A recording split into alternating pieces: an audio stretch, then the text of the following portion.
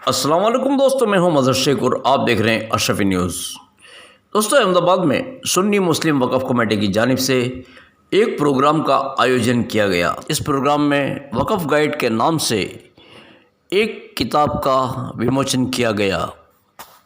किताब को बड़ी मेहनत से जनाब अल्ताफ़ हुसैन सैयद और जनाब कागदी साहब ने लिखा है।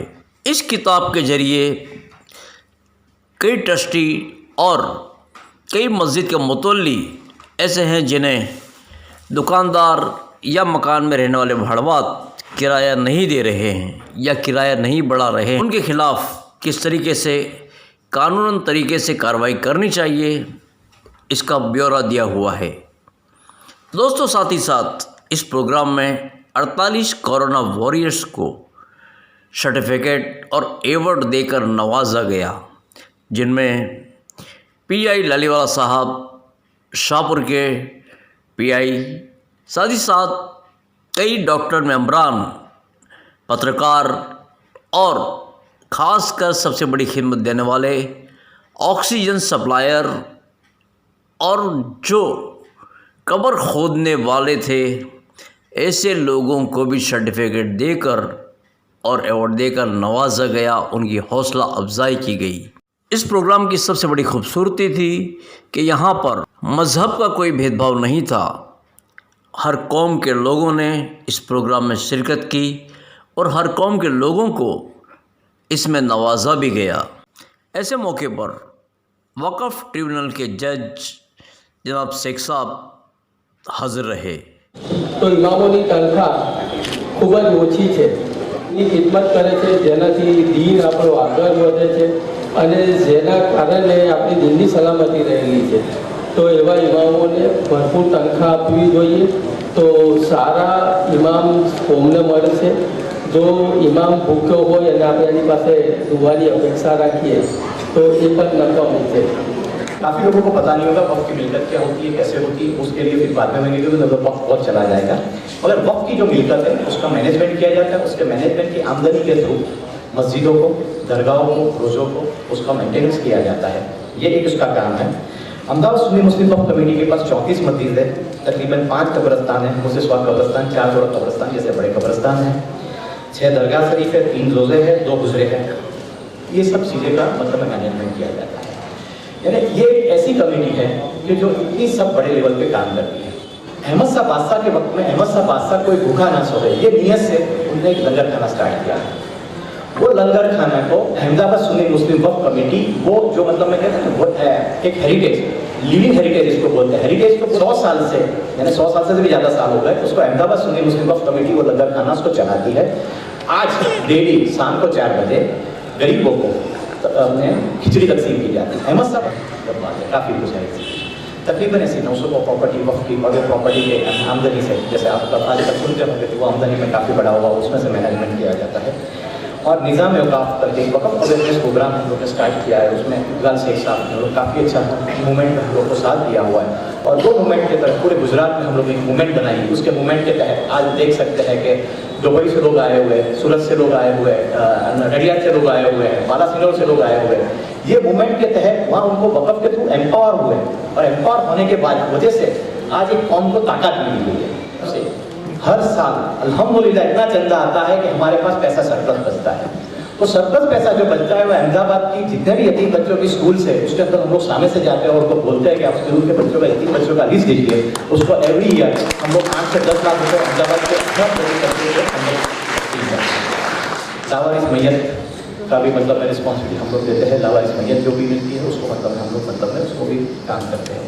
और जानते हैं कि उनको मतलब में हम लोग कोरोना की वजह से अभी छोटी टूर पे खाली ले गए, आबू ले गए, मगर अल्हम्दुलिल्लाह कश्मीर, कन्याकुमारी, अपने साउथ पूरा देखा हुआ, दिल्ली देखा हुआ, मनाली देखा हुआ, यतीम बच्चों ने कोई चीज़, मैं मानता हूँ मतलब इंडिया की शायद कोई चीज़ बाकी रह गई होगी, ऐसा कुछ नहीं होगा। अहमदाबाद सुन्नी मुस्लिम वक़्फ़ कमेटी की आमदनी तकरीबन 12 लाख रुपये पेपर पे, मगर कितने लोगों की जो भी पुराना रेंट है वो बंद है, लो रेंट है वो बंद है।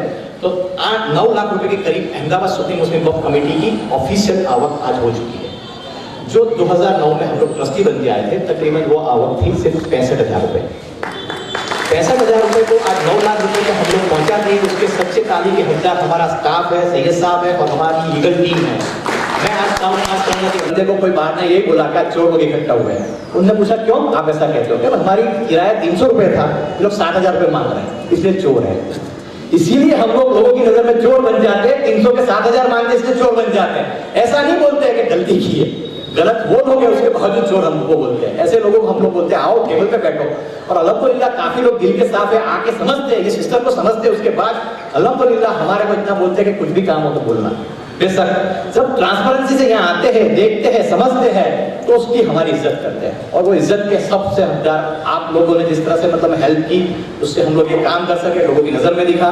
और उससे बड़ी बात है हमारा स्टाफ कि जिस लोग ने हमारे से कंधा मिला के काम किया और ये रिजल्ट मिला, उसके सबके हम लोग शुक्रगुजार हैं। अल्लाह हाफिज़। ज़हीरुल हसन जिलानी, ज़हीर बाबू, सुन्नी मुस्लिम वक़फ़ कमेटी में एज ए प्रेसिडेंट खिदमत दे रहा हूँ।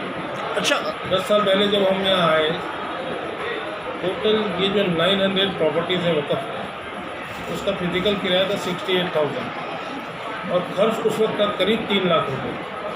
तो मैनेज करना काफ़ी हद तक बहुत मुश्किल था।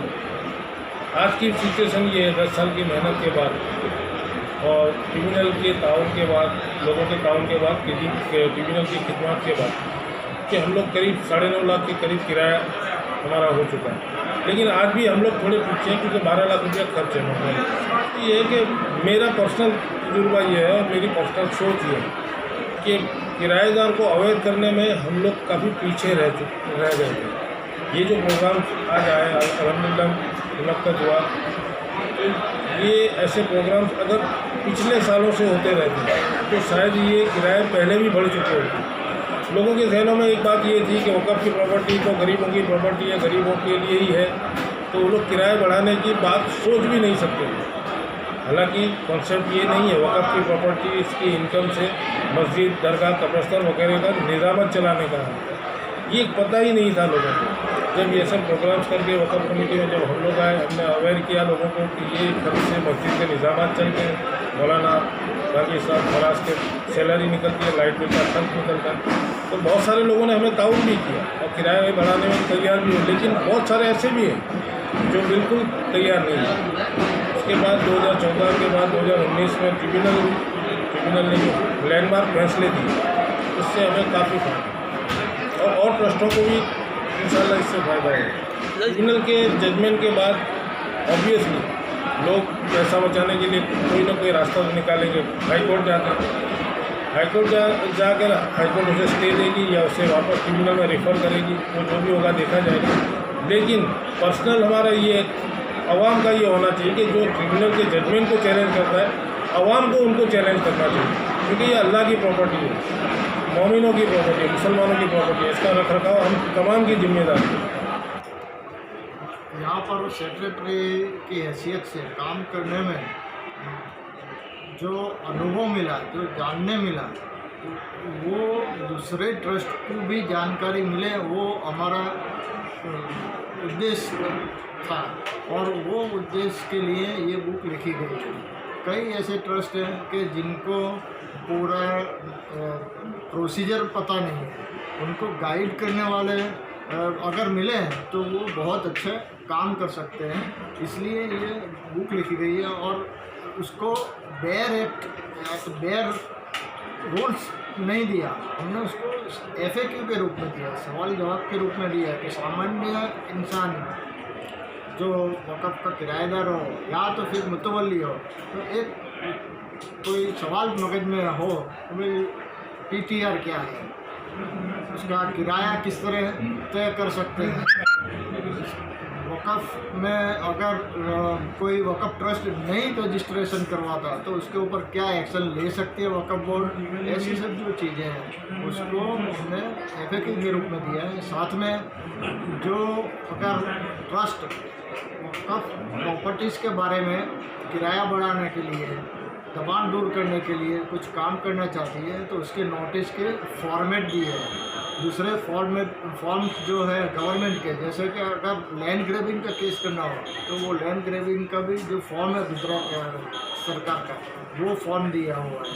इस तरह ये काम जो करने वाले हैं वो उनको अच्छा गाइडेंस मिल रहे, ये एक हमारा उद्देश्य था और आज इसके लिए इसका विमोचन किया गया। गांव के जो हालात है खासकर वहाँ पर दादागिरी वगैरह की जाती है, इन सब बातों को इसमें ऐड किया गया है। यस, ये किताब में सब चीज़ें रहती हैं। अगर कोई मुतवल्ली या ट्रस्टी अगर ये किताब पढ़ेगा तो उसके बाद में जो उसकी जो उसका वक़्फ़ के बारे में जो कंसेप्ट है वो क्लियर हो जाएगा और कायदे में कौन से कायदे में क्या मदद मिल सकती है वो इस किताब में मिल जाएगी।